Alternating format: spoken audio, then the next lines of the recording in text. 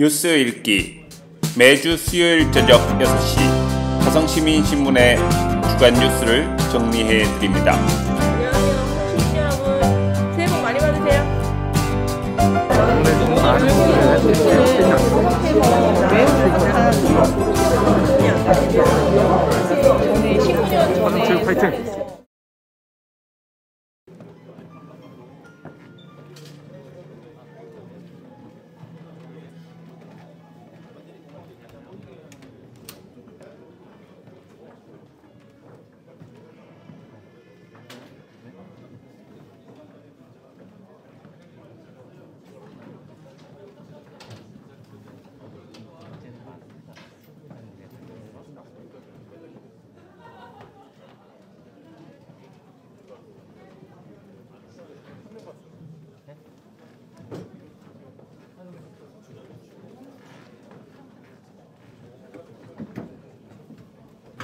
잠시 후 설명회를 시작하도록 하겠습니다. 잠시 기다려 주시기 바랍니다.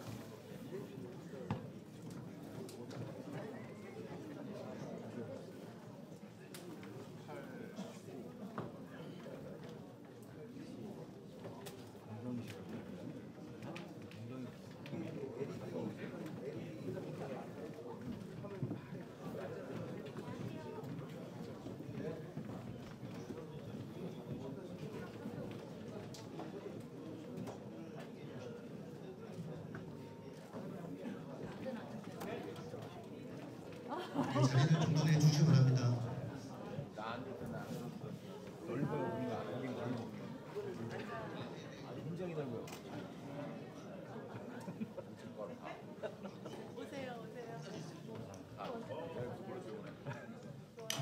네, 설명회를 시작하도록 하겠습니다. 네, 안녕하십니까. 화성시청 기획팀장 정유상입니다. 네, 오늘 바쁘신 가운데도 설명회에 참석해 주신 모든 분들께 감사를 드립니다. 설명에 앞서 시청 영상을 잠시 시청하도록 하겠습니다.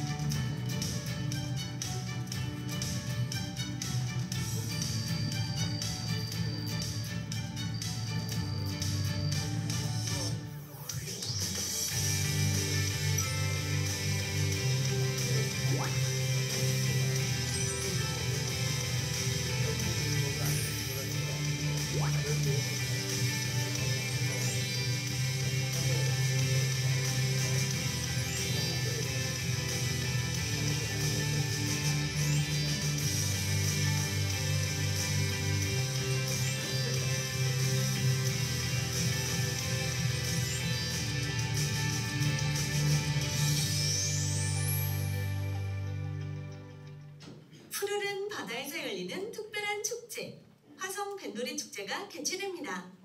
낮부터 밤까지 배로 즐기는 1년에 단 한 번뿐인 기회. 6월 9일부터 11일까지 화성시 정곡항과 제부도에서 진행되는 화성 뱃놀이 축제에 놀러오세요. 요트, 보트, 케이블카 등 다양한 승선 체험과 바람의 사신단, 가수 공연, 물고기잡이, 어촌마을 체험까지 온 가족이 즐기는 화성 뱃놀이 축제로 놀러오세요. 내 삶을 바꾸는 희망화성, 화성시에서 알려드립니다. 네, 영상 시청하셨습니다. 네, 그럼 지금부터 화성시민 주요 관심사업 설명회를 시작하겠습니다. 먼저 오늘 참석하신 내빈분들을 소개해드리겠습니다. 박세원 경기도의회 도의원님 참석하셨습니다. 박진영 경기도의회 도의원님 참석하셨습니다. 다음 화성시의 의원님들 소개해드리겠습니다. 이은진 기획행정위원장님 참석하셨습니다. 이해남 교육복지위원장님 참석하셨습니다. 차수님 시의원님 참석하셨습니다. 네, 이상 내빈 소개를 마칩니다. 다음은 100만 대 도시 화성시민 모두가 자랑스러워할 수 있는 도시를 만들기 위해 노력하시는 정병근 화성시장님을 모시고 인사 말씀 듣겠습니다. 시장님을 큰 박수로 맞이해 주시기 바랍니다. 안녕하십니까, 화성시장 정명근입니다. 다시 한번 인사드리겠습니다.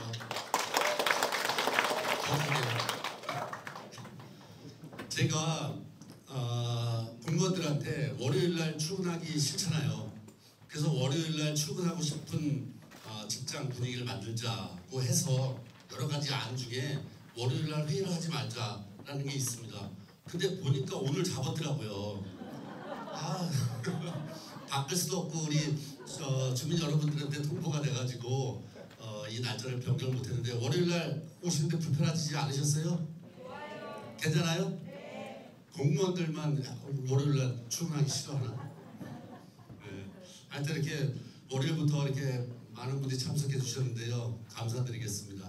1월 달에 와서 인사드릴 때가 추웠어요. 겨울 1월 20일 정도가 생각하는데, 근데 세 달밖에 안 지났는데 벌써 여름이 됐어요. 보니까 그때 1월 달에 눈이 오고 하다가 그 사이에 꽃이 피고 어제 보니까 우거졌더라고요. 이 숲이 참 계절의 변화는 빠른 것 같습니다. 생각해 보니까 제가 여기 잠깐 사이에 앉아서 생각해 보니까 우리 주민들하고 우리 공무원들하고의 관계를 생각해 봤어요. 에펠탑 효과라고 아시죠? 모르시나? 에펠탑 효과라고 에펠탑이 처음에는 엄청 파리에서 보기 싫은 건축물이었던 거예요. 보기 싫고 저거 언제 철거하지 해서 처음에는 철거 하기로 하고 그냥 존치하다가 보니까 자꾸 보다 보니까 익숙해지고 좋아하게 된 거예요. 그래서 계속 존치해갖고 현재까지 있다고 합니다. 미워하는 것도 자꾸 만나고 보고 이렇게 이 정들고 다니까 좋아진대요. 우리 공무원들도 우리 시민들이 바라보는 우리 공무원 일도 안 하고 괴롭히고 귀찮게 하는 존재 같죠? 아니에요? 네, 그렇게 생각하는 분들도 많이 계시더라고요. 또 우리 공무원들이 봤을 때 우리 주민들은 맨날 민원만 넣고 귀찮게 하시는 분들 뭐 이렇게 생각할 수도 있잖아요. 그래서 이런 소통의 장을 자주 마련해서 서로 통하고 소통하고 교제하고 또 만나다 보면은 서로 사이좋은 관계가 되고 그러다 보면 더 발전적인 그런 방안이 나오지 않을까 이렇게 생각합니다. 그래서 저는 시장을 하면서 가장 첫 번째 생각하는 게 주민들하고 소통이라고 생각해서 작년 시인과 동시에부터 이렇게 읍면동을 다니고 또 중간중간에 이렇게 주호사업 설명회를 하고 있습니다. 뭐 이것이 소통에 다 했다고 말할 수는 없겠지만 하여튼 최선을 다해서 우리 주민들의 의견이 우리 시정에 반영될 수 있는 그런 시정을 펼치도록 하겠습니다. 좀 이따 한 10여 건에 대해서 이렇게 사업 설명해 드릴 건데요. 드리면서 인사드리기로 하고 오늘 특별히 보니까 여기 이 도의원 2분 또 시의원 3분 이렇게 다 오신 데는 처음인 것 같아요. 우리 다시 한번 인사 말씀 별도로 드릴 시간이 없으니까 이러시 갖고 얼굴 같은 한번 알려드리는 인사 한번 드리는 걸로 하시죠. 네, 고맙습니다. 좀 이따 또 사업 설명회 하면서 이렇게 말씀드리도록 하겠습니다. 감사합니다.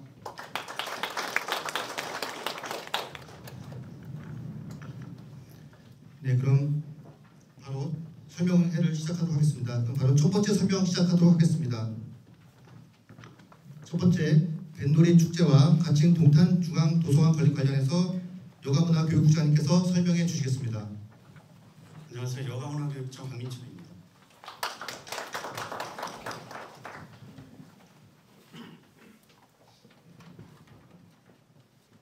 네, 뱃놀이 축제는 좀 전에 홍보 영상에서 보신 것처럼 간단하게만 설명드리겠습니다.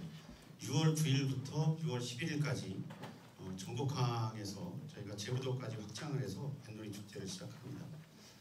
작년에는 코로나 때문에 많은 분들이 많이 오셨는데 금년도에는 저희가 행사장도 늘리고 프로그램도 좀 다양하게 해서 희망 넘치는 화성, 바다를 즐기는 함께 즐기는 바다 했는데 저희가 작년도와 다르게 금년도는 좀 야외에 대한 부분하고 밤바다를 활용하는 야외 공연과 야외 밤 공연과 밤바다를 중심으로 하는 그런 행사를 준비했습니다. 그래서 보시는 것처럼 지금 야간 프로그램을 좀 저희가 확대했고요. 그 다음에 작년에 46척에서 금년도에 74척으로 배를 좀 확대했고, 그리고 이제 제부도까지 저희가 확장했습니다. 그래서 제부도 그 전곡항에서 케이블카를 타시고 제부도에 내리셔서 한 바퀴 돌고 요트를 타고 다시 전곡항으로 복귀할 수 있는 그런 프로그램을 저희가 새롭게 열었습니다. 아울러서 작년까지는 그 저희 자체적으로 행사를 했는데 금년도에는 경기도 내 시장 교수님들 다 모시고 같이 행사를 하는 그렇게 꾸몄습니다. 그리고 지금 협의 중이긴 합니다만 저희 그 해군 2함대 참수리호 신형 저희가 같이 참여하는 것을 지금 협의를 하고 있습니다. 기회가 되시면 같이 참여해 주시면 좋겠습니다. 지금 말씀드린 것처럼 요트와 케이블카의 복합 프로그램, 그다음 이제 바다에 이제 요트들이 같이 행사 퍼레이드를 벌이는 풍류당의 항해, 그리고 이제 그 육상에서는 퍼레이드를 벌이는 바람의 사신단 해서 육상과 해상에서 같이 즐길 수 있도록 저희가 프로그램을 구성했습니다. 지금 말씀드린 대로 개막식하고 오프닝하고 개막식 그리고 저녁 6시에는 그 저희가 장윤정 그 가수를 지금 섭외를 완료했습니다. 그래서 야간 공연을 하고 토요일에 금요일 날 이제 야간 공연, 그 다음에 토요일 날은 저희가 작년에 그 인기가 좋았던 그 드론하고 같이 이제 그 불꽃놀이도 같이 할 수 있도록 준비를 했습니다. 여러분들이 오시게 되면 가장 힘들어하시는 데가 주차장 문제인데요. 저희가 주차장은 지금 여기 천대 이쪽으로 이렇게 해서 들어오시면 이쪽에 이제 탄도 가는 길이고요.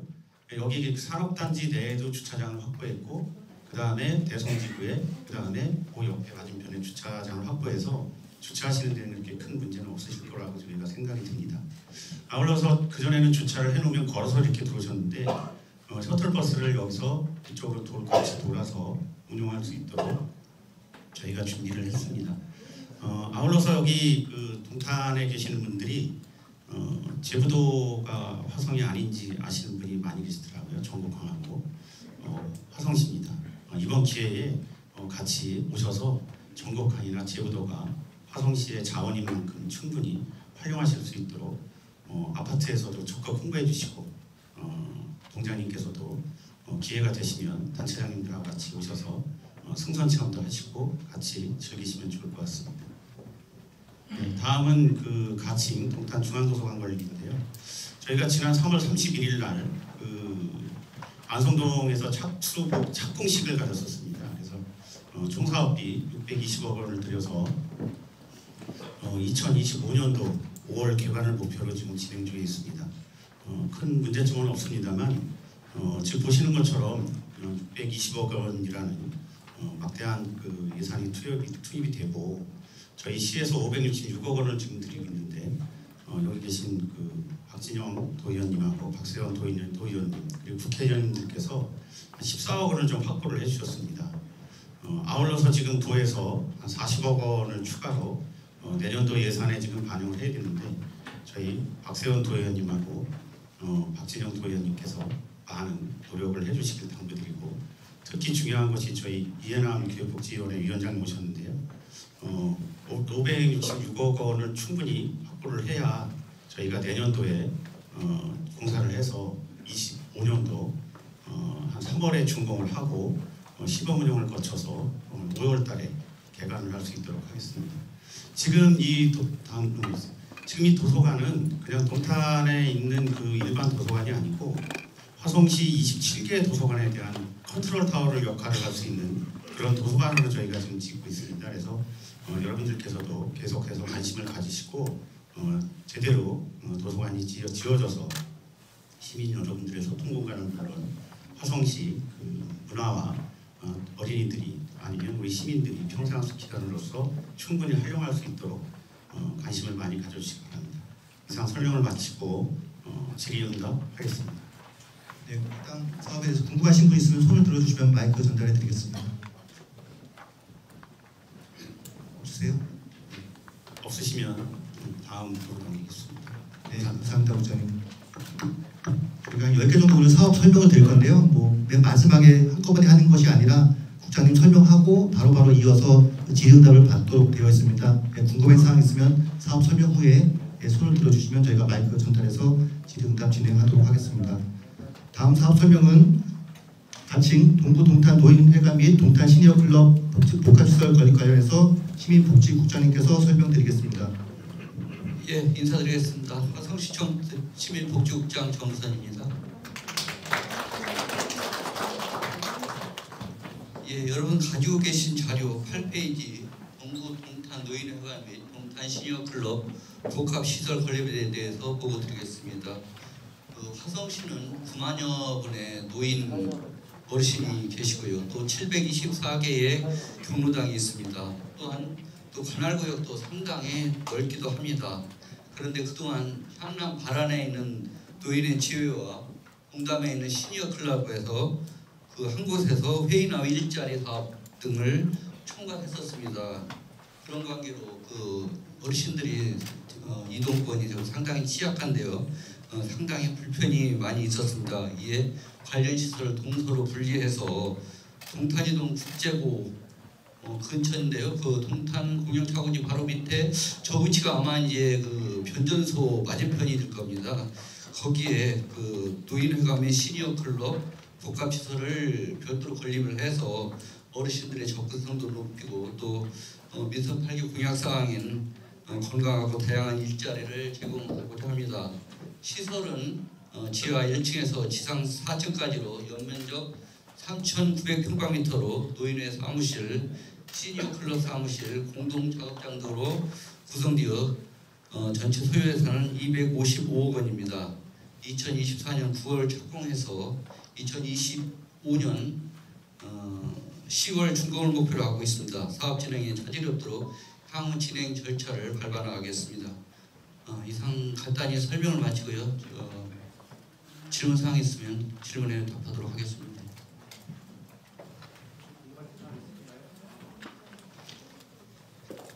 네, 마이크 전달해 주시기 바랍니다. 반갑습니다.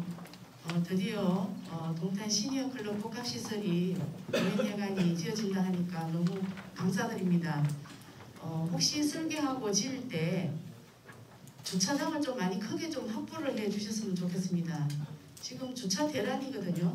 예. 동탄 1동 주민센터도 지금 주차할 공간이 없어서 짓고 난 다음에 지금 이런 문제들이 발생되니까 우리 노인회관을 지을 때 좀 주차장을 좀 더 많이 확보 좀 해주시기 바랍니다. 감사합니다. 예, 저희가 하반기 때 이제 추경 때 부지 매입비 38억 원 하고 설계비를 반영할 겁니다. 이제 그때 설계 과정에서 이제 좀 오늘 의견도 나왔습니다만은 주차가 기본 베이스니까요.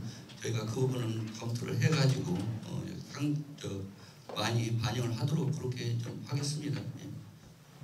네, 추가 질문 있으십니까? 네, 마이크 전달해 주세요. 네, 혹시 어르신분들이 이동하기 불편해서 위치도 교통이 별로 편한 위치는 아닌 것 같거든요. 혹시 셔틀버스 운행 계획이 있으신지 궁금하거든요. 일단 이게 복지관 관계는 복지관 같은 경우는 셔틀버스를 운영을 하거든요. 근데 이제 지금 교통이 지금 공영차고지가 있잖아요. 거기 공영차고지가 여러 가지 노선 버스가 지금 거기 가고 있습니다. 그렇기 때문에 현재로서는 셔틀버스 계획은 없습니다. 사실. 근데 이제 그 부분은 나중에 운영 과정에서 아마 좀 검토될 사항 같습니다. 이건 이제 복지관이 아니거든요. 복지관이 아니고 또 어르신들이 이렇게 자주 와서 프로그램을 운영한다든가 그런 시설은 아닙니다. 사실은. 예. 네, 추가 질문 있으신가요? 네, 손을 들고 말씀해 주시면은 감사하겠습니다. 네, 없으면 사업 설명 마치도록 하겠습니다. 셔틀버스 운행하시라고 하신 거예요? 그때 가서 한번 봐서 그때 진행하도록 하겠습니다. 이거 지금부터 지금은 남부 노인 복지관이나 북부 노인 복지관 같은 곳은 셔틀버스 순환 계획이 있어요. 근데 여기 노인회관은 하루에 어르신들 회의 있을 때만 좀 오시지 거의 몇 분 많이 오시지는 않거든요. 그러다 보니까 아직 그런 셔틀버스까지 계획이 안 잡혀 있는 것 같습니다. 여기 위치 괜찮아요. 1동탄, 2동탄 사이에 아주 있어갖고 접근성 상당히 괜찮습니다. 네, 다음 사업 설명드리겠습니다. 대중교통 확충하고 철도 사업 관련해서 대중교통 혁신 추진단장께서 설명드리겠습니다. 네, 안녕하세요. 대중교통 혁신 추진단장 김준경입니다. 네, 제가 설명드릴 것은 이제 대중교통과 철도 사업에 대한 부분을 설명드리겠습니다. 먼저 서울 주요 지역 광역버스 노선 확충에 대해서 말씀드리겠습니다. 현재 동탄 1, 2, 3동을 경유하는 광역버스는 7개 노선에 66대가 운영 중에 있으며 지속적으로 광역버스 노선 확충을 하도록 하겠습니다. 최근 광역버스 입석 금지 시행으로 M4108번, M4403번 만석에 따른 이용 불편이 계속되어 2층 버스 각 2대씩을 빠른 시일 내에 투입될 수 있도록 노력하고 있으며 출퇴근 이용 불편을 해소하기 위해 출퇴근 전세버스 추가와 중간 배차 그리고 메타폴리스의 투입에 대하여 관련 기관에 지속적으로 건의 중에 있습니다. 또한 M4108 버스는 상반기 내 배차 1회를 예약제로 운행될 예정이며 보다 많은 노선에 예약제가 도입될 수 있도록 관련 기관 및 운송업체와 협의를 추진하고 있습니다. 다음은 공항버스 노선입니다. 현재 동탄 1, 2, 3동을 경유하는 공항버스는 3개 노선에 18대가 운행 중으로 지난 2월 운행 재개하였으며 이 중 동탄역을 기점으로 운행하는 8837번 버스는 현재 20회 운행에서 4월 또는 5월 중에 30회로 증차하기 위해 기사 수급을 하고 있습니다. 현재 일시 휴업 중인 8835번 공항버스에 대해서는 경기도와 운수업체 등에 지속적으로 협의를 추진하여 운행 재개될 수 있도록 노력하겠습니다. 다음은 철도 사업 추진에 대해서 말씀드리겠습니다. 먼저 삼성에서 동탄을 운행하는 GTX-A 광역 급행철도 건설 사업입니다. 삼성 동탄간 광역 급행철도 사업은 동탄 신도시 등 수도권 남부 지역의 서울 도심 접근성을 높이기 위해 동탄에서 삼성역까지 20분대에 연결하는 사업으로 2024년 6월 수서 동탄 구간을 우선 개통 예정입니다. 2028년 4월에는 GTX-A 전 구간을 개통할 예정입니다. 다음은 동탄 도시철도 트램 건설 사업입니다. 동탄 트램은 2009년 동탄 이신도시 광역교통 개선 대책 신교통 수단으로 반영되어 2027년 12월 개통을 목표로 사업을 추진하고 있습니다. 동탄역을 중심으로 1호선 병전역, 오산역, 신분당선, 수원 만포역 등의 거점역들을 연결할 계획입니다. 21년에 기본계획을 수립하였고 22년 6월 LH와 사업비 분담 협약을 맺고 장지동 차량기지를 매입하여 본격적인 사업 시행 단계에 돌입하였으며 2022년 9월 기본 설계 용역을 착수하고 2023년 9월 용역 완료할 계획이며 현재 환경영향 평가 등 각종 용역을 추진 중에 있습니다. 다음은 동탄 인도건선 복선전철 건설 사업입니다. 동탄 인도건선 복선전철은 수도권 서남북권 광역교통기능 확충을 위해 우리시 3개 신설 역사를 포함하여 인도건에서 동탄역까지 운영하는 사업으로 현재 기획재정부에서 추진 중인 사업계획 적정성 재검토가 올 9월 마무리되면 2023년 하반기에 본격적으로 사업이 추진될 예정이며 2023년 2월 경기도와 5개시가 공동 건의문을 제출하는 등 조기 착공을 위해 적극 노력하고 있습니다. 다음은 1호선 연장 서동탄과 동탄역 연결 사업입니다. 1호선 연장 사업은 서동탄역과 동탄역을 연결하여 경부 1호선과 SRT, GTX-A, 동탄 인도거선 등과의 연계를 강화해 시민들의 철도 이용 편의를 증진하기 위한 사업입니다. 동탄 인도건선 1일선을 이용하는 계획으로 국토교통부와의 협의 결과 국가사업으로 진행될 예정임에 따라 우리시는 유관기관과의 협조 체계를 긴밀히 유지하고 있습니다. 아울러 올해 하반기 역사 신설에 대한 경제성 확보 방안 강구를 위해 사전 타당성 제조사 용역을 발주할 예정입니다. 다음으로 분당선 연장 사업과 동탄 청주공항 광역철도 사업입니다. 두 개 사업 모두 2021년 7월 4차 국가철도망 구축계획에 반영된 후 현재 국가철도공단에서 사전 타당성 조사 용역을 수행하고 있으며 올해 11월 타당성 용역이 완료될 예정입니다. 이상으로 설명을 마치겠습니다. 궁금한 사항에 대해서 질문 시간을 갖도록 하겠습니다. 네, 마이크 전달해 주시기 바랍니다. 저는 그 엠버스 노선에 대해서 좀 말씀을 드리고 싶은데요. 네. 그 예당마을에서 엠버스를 타고 강남 쪽이나 이럴 때 제가 한 1년 이상을 출퇴근을 해봤는데 좌석이 없어가지고 1시간 전에 출근하든지 아니면 거꾸로 종점 쪽으로 이동해서 버스를 타고 간 기억이 많이 있습니다. 그래서 지금 증설이 돼도 해소가 되는 건지 궁금하고요. 혹시 대안이 있다면 저는 개인적으로 그걸 타고 다니면서 많이 느낀 건데 좌석 중에 5석 정도를 비워놨다가 그쪽에서 탈 수 있도록 해주면 거꾸로 예당마을에서 종점 쪽으로 이동해서 가는 불편을 해소할 수 있지 않을까 저는 생각을 하거든요. 이에 대한 대책이 있으신 건지 구체적으로 좀 듣고 싶습니다. 지금 그 출근 시간대에 보면은 한 5번, 6번 차들이 아침 시간대에 만차로 가고 있어서 중간역에서 타시는 분들이 계속 놓치는 부분들이 있고 그래서요. 지금 엠버스 관련해서 지금 예약제를 출근 시간대에 예약제를 시행하려고 계속 검토 중에 있습니다. 그래서 지금 M4403은 예약제를 지금 1회 한해서 운행을 하고 있고요. 다음 M4208이나 그다음에 4348이나 이런 부분들을 지금 예약제를 4월이나 5월 중에 바로 시행할 수 있도록 노력하겠습니다. 네, 추가 질문 앞쪽은 마이크 전달해 주시기 그 예약제 할 때 그러면 그 타는 구간별로 좀 몇 대씩은 남겨놔 이 좌석을 예당말은 예약하는 분들이 저쪽에서 다 해버리면 뭐 하나 많아지네 예약. 그러니까 그 역별로 이 정거장별로 몇 대씩 이렇게 좀 더 배정을 할 수 있는 거예요 예약 그 시스템으로. 그 부분을 한번 시스템에 만들 때 그렇게 할당이 할 수 있는지는 한번 검토해 보도록 하겠습니다.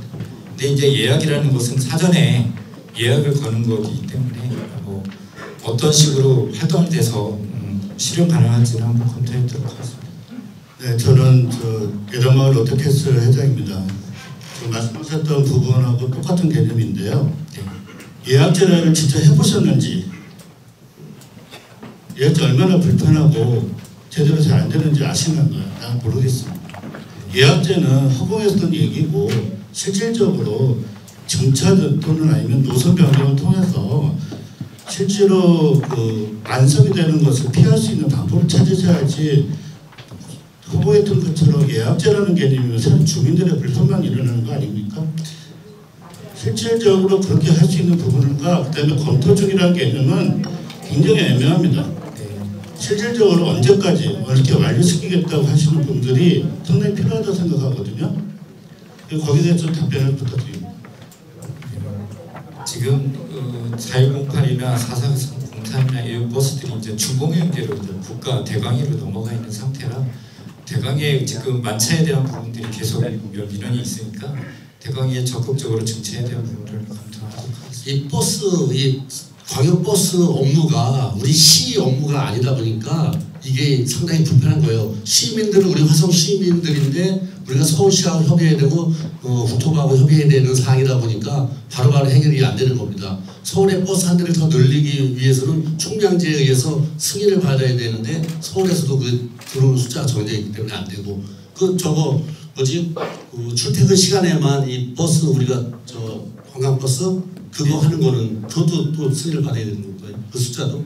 이버스가 있는데요. 네. 그런 부분들도 지금 그게 이버스에 대한 부분들이 출퇴근하고 이제 출근과 퇴근을 맞아야 되는 부분이 있어요. 근데 출근 때는 많이 이용하는데 퇴근할 때 이용을 안 하다 보니까 결국은 전세버스, 이버스들이 운행을 꺼려하는 현상입니다. 그래서 그게 이제 수요와 공급이 맞아야 되는 부분이 있습니다. 근본적으로 이 수도권 교통 문제는 철도 문제가 전철이라든가 이 GTSA가 빨리빨리 정리돼야지 이 버스만 가지고는 해결이 안 돼요. 저희가 하루에 파악하는 게 서울로 출퇴근하는 사람이 한 8만 명 되는데 버스로다가 해결할 수 있는 건 몇만 명이 안 되는 거예요. 버스로. 그래도 그 나머지 분은 계속 그게 해결될 때까지 계속 민원이 생기는 거죠. 그럼 그걸 갖다가 우리 시나 이 자체에서 해결할 수 있는 사항도 어렵다 보니까 상당히 불편을 드리고 있습니다. 하여튼 잘 협의해서 우리가 바로 해결하는 건 버스, 전세버스라도 투입 100대라도 해서 할 수 있지만 그러한 상황이 안 되기 때문에 좀 불편을 겪고 계시는데요. 하나하나 해결 방안을 한번 논의해서 찾아가도록 하겠습니다. 네, 추가 질문 받겠습니다. 네, 가운데 분, 네, 앞에 분부터. 네. 네, 저는요.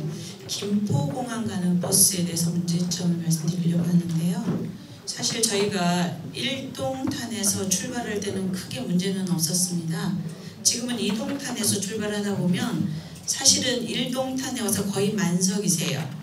그래서 탈 수 있는 공간이 없어서 굉장히 난처한 일이 생길 경우가 다수 있습니다. 그래서 여러 가지 문의도 하고 대안을 좀 말씀해 달라고 건의도 했지만 뭐 정차를 하겠노라 말씀은 하셨는데 아직까지 크게 뭐 해결됐다는 생각이 되지도 않고요. 예약제도 아까 말씀하셨는데 사실 뭐 예약제는 어떻게 합리적으로 할지에 대해서는 뭐 구체적으로 좀 해봐야 되겠고, 제일 문제는 거의 만석이 되어서 일동탄에서 그 버스를 만난다는 거, 여기에 대한 대안과 해결책이 있었으면 좋겠습니다. 현재 그 김포공항가는 그 8840이나 이런 부분들이 예약제가 이미 시행되고 있습니다. 4월 달부터 예약제가 되고 있고요. 이것도 네. 우리 시에서 이게 승인되는 게 아니라 경기도에서 하는 거예요. 그다음 코로나 때는 거의 공항가는 이용하는 사람이 없어갖고 거의 없앴다가 그나마 올 초부터 늘리고 있는 거거든요. 그 늘리는 과정에서도 우리 박세현 도의원 갔네. 박세현 도의원이 엄청 애를 썼어요. 이 버스 이 공항버스 회사에다가서 압력을 가해서 운행을 하라고. 이거는 적자가 나도 보전해 주지는 않거든요. 그러다 보니까 차츰차츰 수요에 맞게 버스 회사에서 늘리고 있는 상황입니다. 이거에 대해서 예약제는 왜 예약제를 하느냐? 난감하지 않으시게 차라리 이 버스 회사에서는 하는 정해져 있어요. 버스 운행하는 숫자가. 근데 우리가 하염없이 버스 정류장에서 공항버스 오기를 기다릴 수 없잖아요. 그러니까 예약제를 운영해서 버스가 안 오면 택시 타고 가서 비행기 놓치지 마시라고 예약제를 실시하고 있는 겁니다. 버스 회사에서도 이 운행 이용하는 우리 시민들이 많아지면은 아마 점점 좀 늘릴 것이고 저희가 적극적으로 나서도록 하겠습니다. 네, 추가 질문 받겠습니다. 네, 뒤쪽. 네. 안녕하세요. 이번에 경부 고속도로 서울행 그 조기 개통해 주셔서 진심으로 감사드립니다. 그리고 제가 궁금한 것은 경부 고속도로 동탄 버스 정류장 그 상하차 그 계획이 있는 버스 내리고 타고 가는 증설 계획이 있는지 궁금합니다. 계획은 우리가 잡는 게 아니라 협의를 하고 있어요. 이거는 저 고속도로 관리하는 그 부서하고 그 기관하고 협의를 해서 우리가 부지를 제공하고 오다 보면 저 용인인가 어디에 있죠. 신갈에 하나 있죠. 네, 그런 식으로 우리 주민들 불편을 덜어드리기 위해서 협의를 하고 있습니다. 그런데 쉽게 안 해줘갖고 지속적으로 노력을 하겠습니다. 저희가 예. 저 삼동에서 서정수 시민입니다. 다른 게 아니라 한 3년 전인가 제가 기억이 나는데요. 화성시에서 마을버스 개념으로 도입된 노선들이 있습니다. 근데 그 노선 버스를 이렇게 관찰하게 되면은 거의 운전수 혼자 이렇게 오고 가는 그런 버스들이 상당히 눈에 띄고 있습니다. 그래서 과연 그렇게 혼자 이렇게 운영할 수 있는 노선을 계속 개선을 안 하고 운행을 해도 되는 건지 이러한 생각이 가끔 들어요. 그래서 제가 보는 관점에서는 그 얼마 안 되는 그런 시점이지만은 그 사람들이 덜 타는 요인이 뭔가를 좀 파악해가지고 시민들이 적극적으로 이용할 수 있는 노선으로 노선 변경을 해주는 것이 타당하지 않느냐 하는 생각이 듭니다. 그래서 아마 지금 현재 혼자 타고 다니는 그런 마을버스가 운행되는 경우가 상당히 많이 있습니다. 그래서 그러한 점을 제가 지적합니다. 그래서 한번 전반적으로 화성시 자체적으로 운영하는 마을버스 노선 변경을 시민들하고 동참을 해서 좀 개선을 하는 방향으로 좀 해주시는 것이 서로 경제적인 그러한 이점이 있지 않을까 하는 생각이 들고 또 시민들의 발걸음을 아마 좀 도와줄 수 있는 큰 여건이 드는데 지금 대개 보면은 화성시 마을버스가 아니라도 이 동탄 쪽에서 주로 나가는 시민들이 어디냐면은 병점역 노선을 많이 이용하고 있어요. 또 망포 쪽으로 나가는 버스를 상당히 많이 이용하고 있는데 지금 화성시 자체적으로 돌아가는 버스는 그런 노선에서 좀 많이 어긋나서 있는 그런 여건이 되지 않느냐 하는 생각이 들어서 말씀을 드리니까 노선 변경을 좀 구체적으로 시민이 많이 이용할 수 있는 노선으로 변경할 수 있는 좀 지혜를 모아주시면 고맙겠습니다. 이상입니다. 네, 그 말버스 부분들이 지금 저 H버스들이 많이 다니고 있는데요. 그 부분들이 이제 과거에는 이제 입주가 덜한 상태에서 이제 H버스들이 운영하는 거거든요. 이게 수요가 많으면 민간 버스들이 많이 운영하는데 수요가 없다 보니까 그 적자가 많이 생기다 보니까 공영버스를 투입을 해서 운영하고 있는데 지금 그 아침 출근이나 퇴근이나 아이들 통학이나 이런 시간대에는 많이 이용하고 있어요. 근데 낮 시간대에는 대부분 혼자 타고 가거나 이런 현상입니다. 그러니까 낮 시간대에는 이동이 많지 않고 아침 저녁으로 출퇴근이나 통학 시간 이때에 이용이 많기 때문에 그 낮에 시간 사람 타는 사람이 없다고 해서 그 노선을 없앨 수 있는 건 아닙니다. 이거 언제든지 탈 수 있게끔 배차 간격이나 노선이나 이런 부분들은 계속 유지해야 되는 부분이 있습니다. 그래서 그런 부분들은 화성시가 적자를 보전해주고 있고 지원해주고 있는 부분입니다. 그래서 그게 그 수요 이용자의 측면에서는 나는 이 노선 잘 안 타는데 나 저기 많이 타는데 이렇게 많이 생각할 수 있는데 또 그 노선이 다른 데로 가면 또 다른 민원이 생기기 시작합니다. 갑자기 왜 노선이 없어졌어요? 뭐 난 이 차에 이런 상대성이 많은 그 버스이기 때문에 그렇게 개인별로 볼 때는 그렇게 생각할 수 있다고 봅니다. 그리고 병점역이나 방포역을 많이 이제 1호선이나 신분당선에 대한 부분들을 많이 이용하시는 부분에 대해서도 그쪽 방향으로 그 환승 체계에 대한 부분들을 계속 지속적으로 검토해서 증차나 노선 변경이나 이런 부분들을 계속 연구하고 진행하고 있습니다.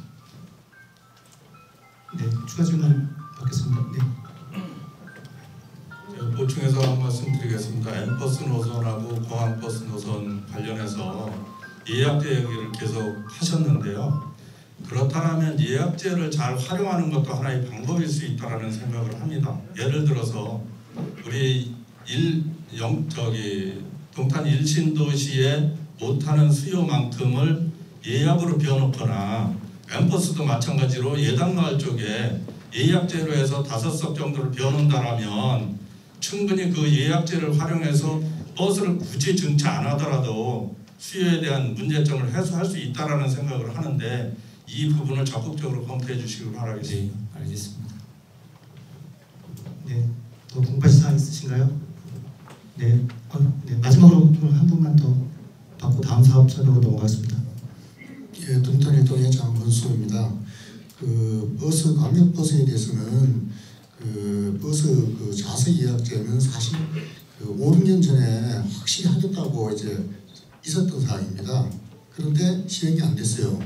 그래서 지금 또 다시 이제 그 물론 그걸 국토부에서 검토한다 했지만 지금은 화성시에서 그 적극적으로 검토하시겠다 하니 이번 기회에는 좀 이제 그냥 검토할 게 아니라 예약제가 실제적으로 될 수 있도록 그게 뭐 그래도 공평하지 않나 생각이 들고요. 그렇지 않다면은 또 이제 버스 출발 시점 하는 곳을 예를 들어 가지고 예당마을이나 한편마을에서 계속 역주행을 하고 있으니까 그 한편마을에 어디 뭐 정류장을 하나 만들어 준다든가 버스 출발하는 차를 출근 시간대로 하는 그런 그 말씀을 올리면서요 검토 부탁드리겠습니다. 네, 그래서 중간에서 출발하는 그 버스도 만들 계획이고요. 그다음에 이제 예약 지금은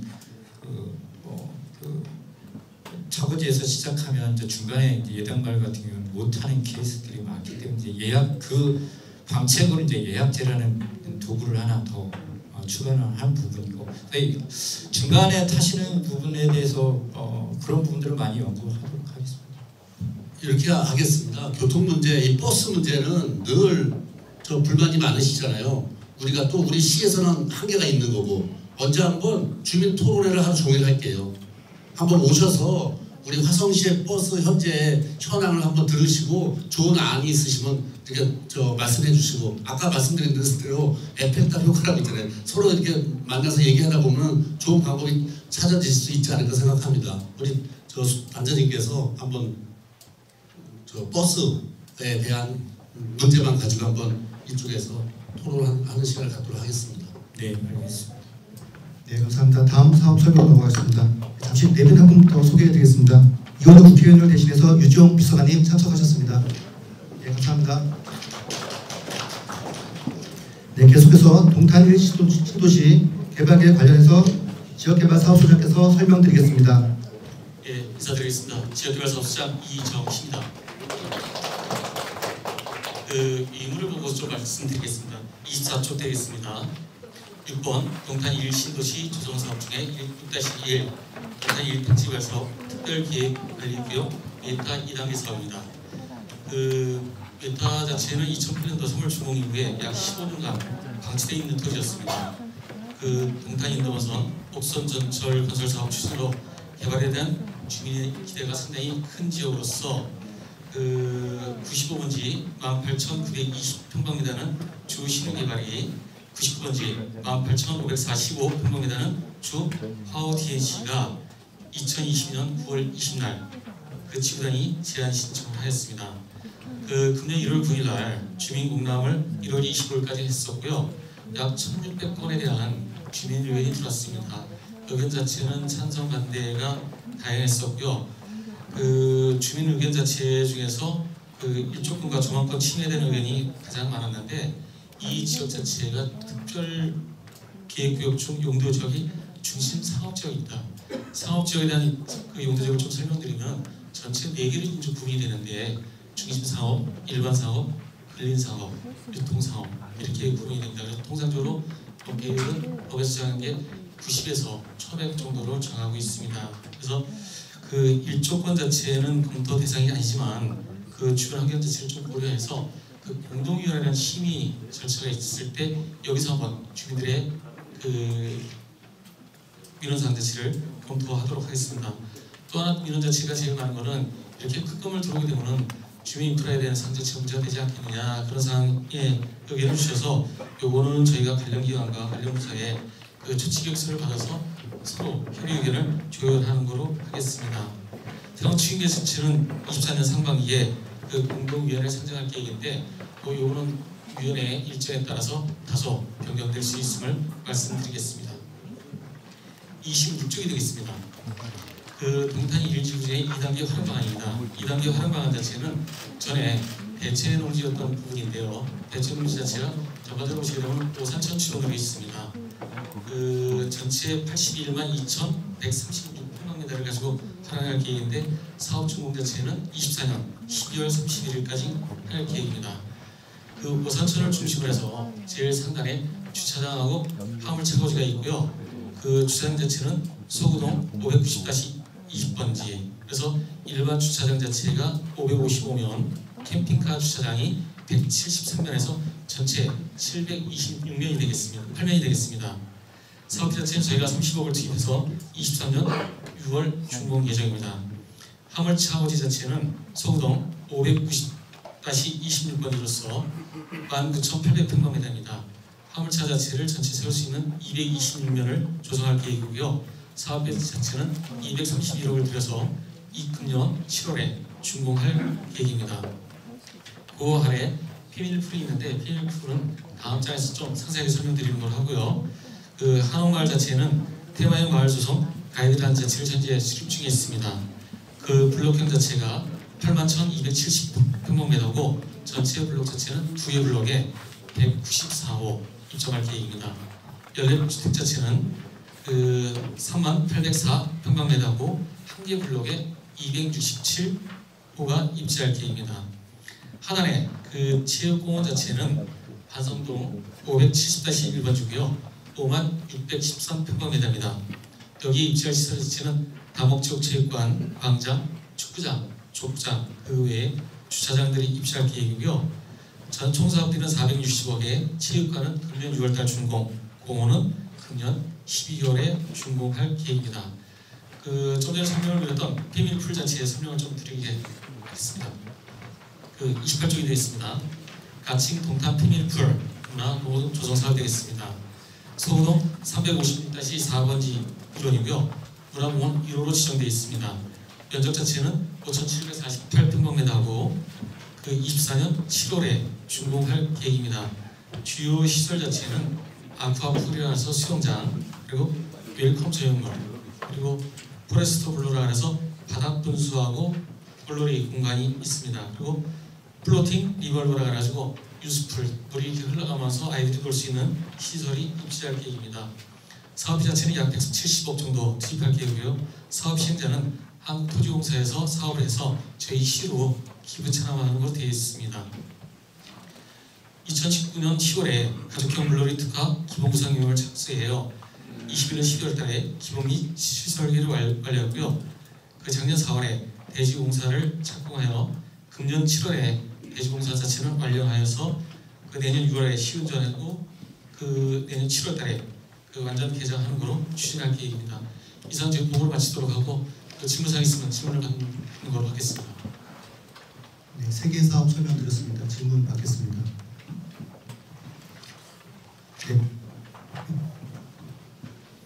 네, 설명 잘 들었고요. 지금 화성 1, 2, 3동의 분당 활용도를 굉장히 높여주시려는 노력을 많이 하셨는데 제가 여기 이 사안은 뭐 좋게 생각합니다. 근데 단지 이제 제가 부가적으로 하나 말씀드리고 싶은 거는 화성의 동탄 1지구가 이미 준공이 10년이 훨씬 더 지났고 아까 말씀하신 것처럼 그래서 인터넷 구비 사업도 중요하지만 기존의 용도에서 크게 벗어나지 않는 시설들은 시민의 고통을 좀 줄여줄 수 있는 측면에서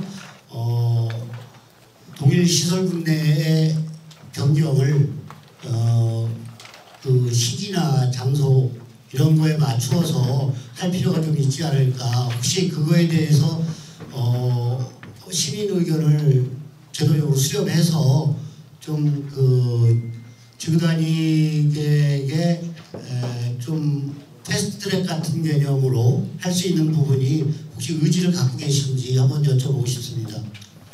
그 법적으로 신도시급에서 10년 이상 자체에 활용도라든가 활용도에 맞지 않은 부분 자체는 지구단위 변경을 할 수 있도록 되어 있습니다. 그리고 저희가 동탄 1지구뿐만 아니라 그 각종 사업 취급 자체에 10년이 경과됐음에도 불구하고 활용하지 못하는 토지에 대해서는 저희가 일체 조사해서 그 지구단위 변경 방안 자체를 검토하고 있고요.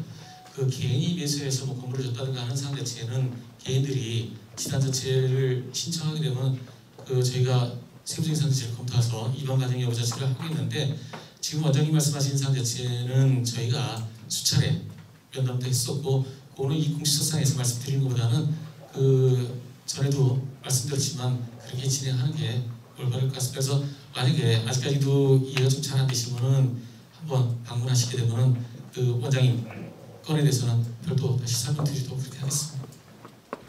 네, 추가 질문 받겠습니다. 없으세요? 네, 그럼 다음 사업 설명으로 넘어가겠습니다. 다음은 동탄권 공원 조성 관련해서 공원 녹지 사업 소장님께서 설명드리겠습니다.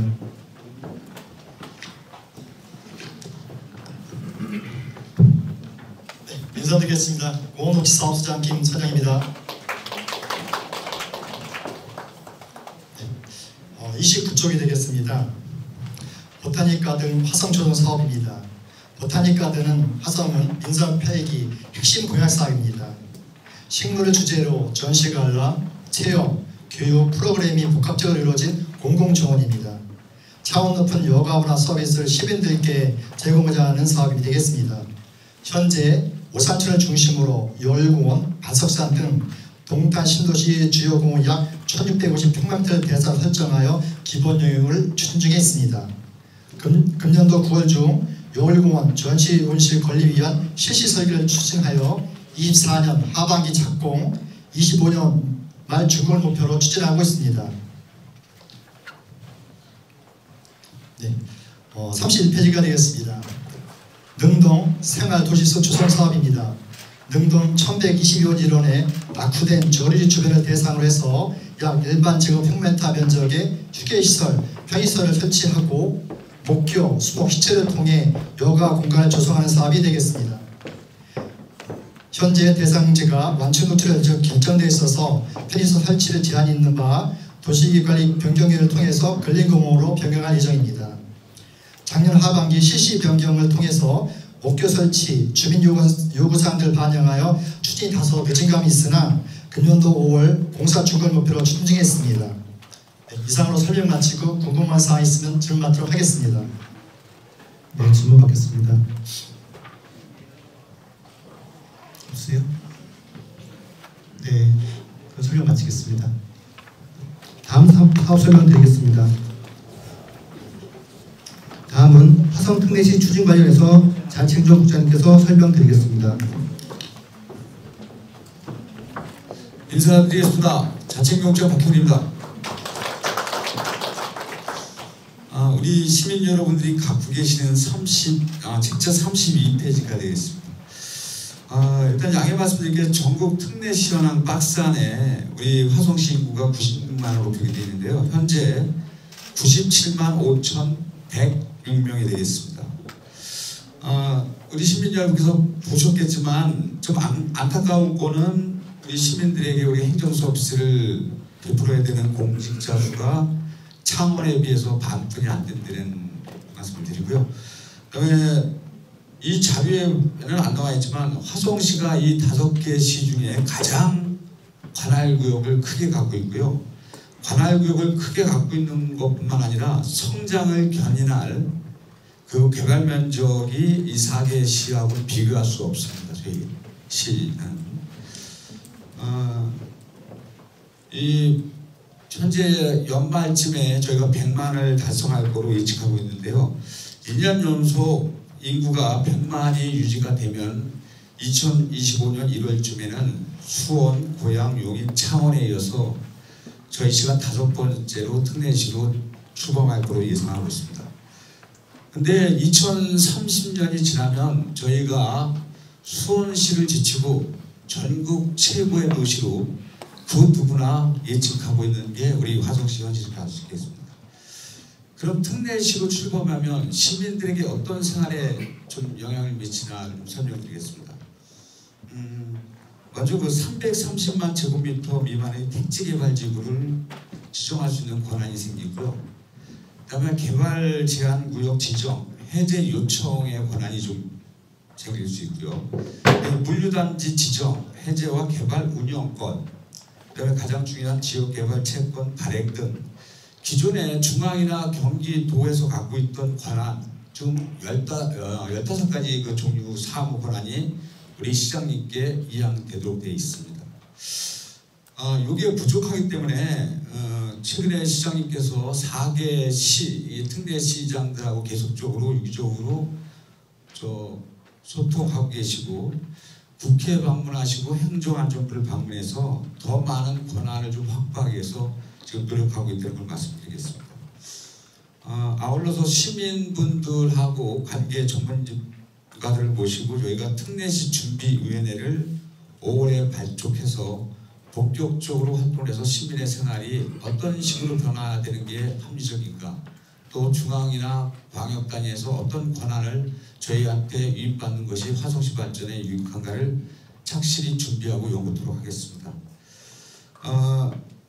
전자에 말씀드린 바와 같이 화성시는 대한민국을 선도할 대한민국의 최고의 도시로 성장하기 위해서 여기 계신 시민 여러분들의 적극적인 참여와 협조 그리고 화합이 반드시 필요하다는 걸 말씀드리면서 우리 화성 특례 시민으로서의 자긍심을 갖는 그날이 빨리 오기를 저희 행정적으로 최대한 노력하고 최선의 노력을 다하도록 하겠습니다.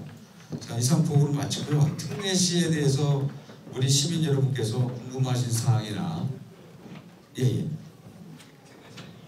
말씀하시죠. 네, 질문 받겠습니다.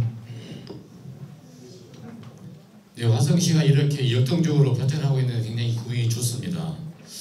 지금 여기에 보면은 그 다른 수원이나 고양, 용인, 창원 이런 특례시들이 구가 있는 걸로 알고 있는데 화성시는 지금 구가 없잖아요. 그래서 혹시 어떤 구청이나 구 어떤 이런 계획이 있으신지, 그게 구가 어떤 신설이 된다고 하면은 그 민원 서비스나 공무원들이나 어떤 여러 가지 좋은 일이 많을 것 같은데 어떤 그런 계획이 있는지 최근에 궁금합니다. 지금 질문하신 시민 여러분처럼 우리가 행정 서비스를 직접적으로 시민에게 더 많이 베푸기 위해서는 그 중간 행정 조직인 일반구가 반드시 필요해서 시장님께서도 3월 15일 날 행정안전부를 방문해서 그 사항 4개의 구 이상의 신설의 필요성을 강하게 역설하였고요.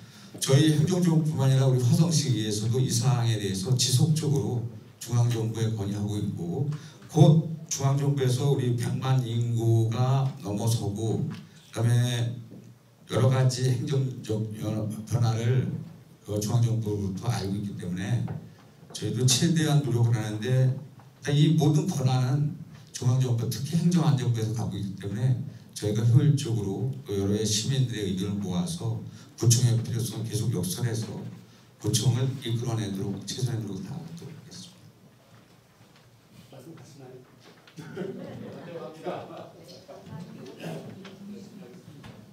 시민 여러분들의 적극적인 협조, 당부, 그다음에 지원을 좀 부탁드리겠습니다. 고맙습니다. 예, 가장 현안 중에 하나도 우리 구청 설립이라고 봐요. 저도 화성이 너무 넓고 권역별, 지역별 특색이 나눠져 있기 때문에 그 지역별 특색에 맞는 행정 수요를 충족시켜드리기 위해서는 구청이 설립이 되어 있네요. 그래서 어제도 제가 국회의원 한 20여 분이 다행히 우리 화성시를 방문했어요.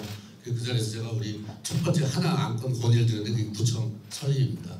하여튼 최선을 다해서 하여튼 빨리 뭐 안 할 수는 없을 거예요. 상황에서 100만 이상 도시 중에서 구청이 없는 데가 말씀하신 대로 우리밖에 없거든요. 그래서 그걸 강하게 얘기했고 정치권에도 강하게 저희가 어필했기 때문에 추진될 수 있을 것으로 보고 있습니다. 빠른 신뢰 할 수 있도록 하겠습니다. 네, 오늘 마지막 사업 설명 드리겠습니다. 마지막은 우리 시에서 중소기업 지원 관련해서 여러 가지 사업을 하고 있는데요. 네, 기업 지원 과장님께서 설명드리겠습니다.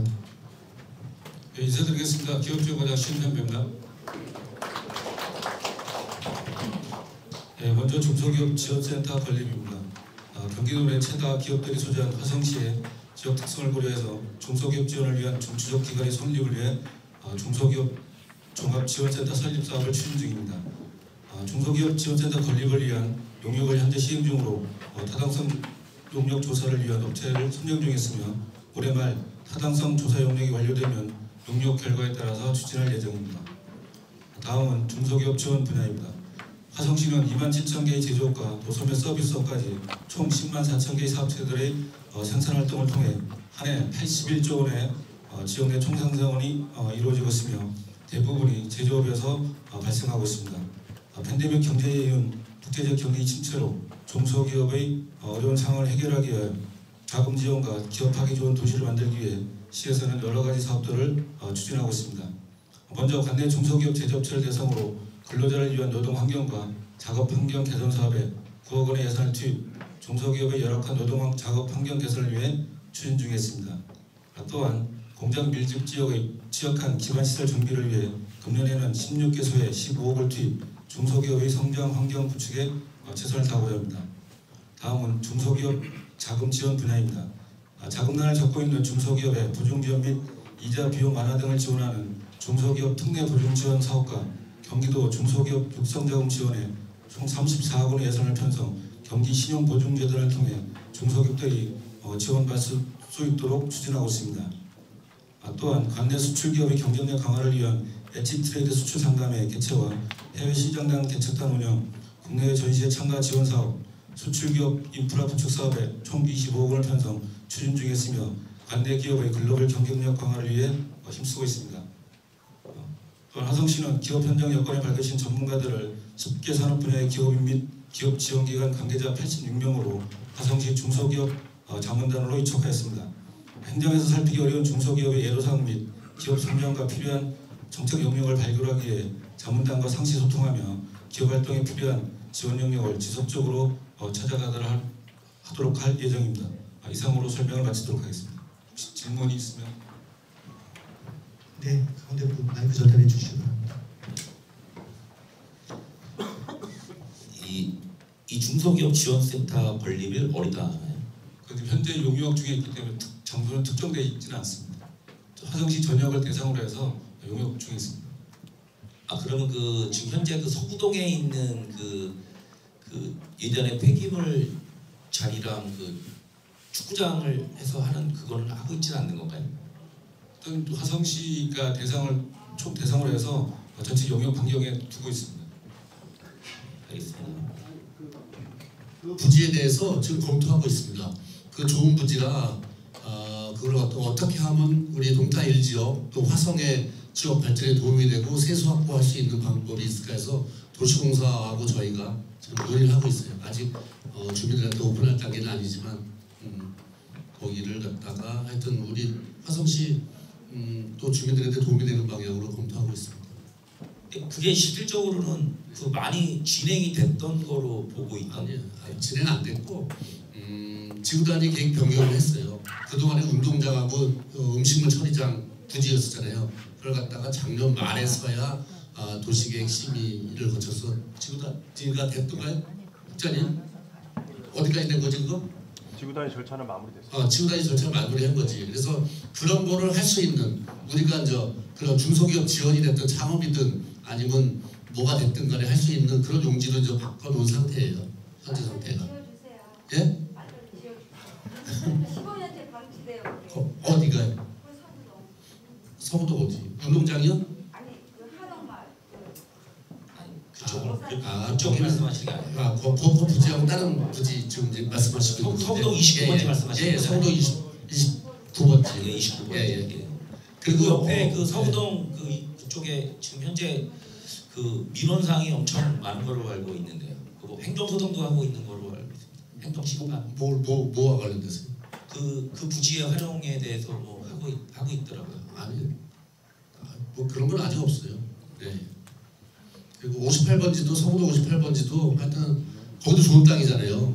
거기도 하여튼 29번지도 좋은 땅이고 그래서 어쨌든 근데 땅의 가치를 극대화시킬 수 있는 방법을 찾고 있습니다. 우리 시민들도 편리하게 활용할 수 있고 또 우리 시 입장에서도 지속적인 투자가 아니라 세수 확대할 수 있는 그런 방법을 찾고 있습니다. 네, 추가 질문 받겠습니다. 없으세요? 네, 그럼 설명 마치도록 하겠습니다. 저희가 오늘 준비한 사업 설명을 다 드렸는데요. 시에서 중점적으로 추진한 사업하고요. 각 동에서 미리 사전에 그 건의를 받아서 자료를 작성했는데요. 그럼에도 오늘 혹시 사업이 없다고 하면은 다음 사업 설명회 때 반영 검토토록 하겠습니다. 네, 그럼 마무리를 하도록 하겠습니다. 마무리는 시장님 말씀하고요. 똑같이 사진 촬영하도록 하겠습니다. 먼저 시장님 마무리 말씀 부탁드리겠습니다. 예, 어떠셨어요? 마음에 드세요? 아마 부족하신 것도 있을 거예요. 근데 1동탄하고 2동탄 후에 또 2동탄에 가서 또 설명을 드려요. 거의 이거와 비슷한 내용들이죠. 앞으로는 1동탄, 2동탄을 묶어서 한 번에 하는 것도 괜찮겠죠? 그럴 것 같아요. 장소 왔다 갔다 해요. 이번에도 지난번에는 1동에서 했는데 이번에는 여기고 아마 다음에 할 때는 다른 동이 될 거예요. 여기 2동이 아니라. 그래서 1동탄, 2동탄 보니까 유사해요. 5회도 하는 게 몇 번 특별한 거 빼고는 비슷한 것 같은데 그거 같이 하는 게 괜찮겠다는 생각이 듭니다. 동탄 3동에서 올려본 거는 괜찮죠? 예. 하여튼 만족하시지는 않을 거예요. 그렇지만 지금 설명드린 10여 건 외에 우리 시에서 하는 거는 수천 건이나 돼요. 업무가 일이. 근데 일일이 이게 설명 못 드리는데 혹시 이제 궁금해하시거나 뭐 본인들하고 관심 있다 뭐 하시면은 직접 연락하셔도 되고 부서에 아니면 동작을 통해서 말씀하시면 설명 드리도록 하겠습니다. 이런 과정을 통해서 하여튼 시민들과 시와 가까워져야 돼요. 친해져야 된다고 생각합니다. 그래야 해결책도 찾을 수 있고 또 오해하고 있는 부분은 해소시킬 수가 있을 것 같아요. 그래서 앞으로도 계속해서 시정 역점을 아까도 말씀드린 바와 같이 소통해 두고 여러분들과 함께 화성의 미래를 그려가겠습니다. 지난 20년 동안 우리 현재까지의 그런 지표라든가 위상 이런 거 보셨죠? 여기에 만족하지 않고 지금보다 10년 뒤, 20년 뒤가 더 기대되고 상상이 되는 그런 도시를 만드는 데 최선을 다하도록 하겠습니다. 여러분들도 많은 의견과 조언 부탁드리겠습니다. 오늘 이렇게 귀한 시간 내주셔서 감사드리고요. 오늘 즐겁고 행복한 하루 되십시오. 고맙습니다. 네, 감사합니다. 네, 이상으로 화성 시민 주요 가치사업 설명회를 모두 마치겠습니다. 예, 사진 촬영 한번 하겠습니다. 예, 시민분들 앞으로 앞으로 나와주시면 같이 기념 촬영하겠습니다. 네, 의원님도 같이 함께 해주시면 감사하겠습니다. 동장님들 좀 협조 부탁드리겠습니다.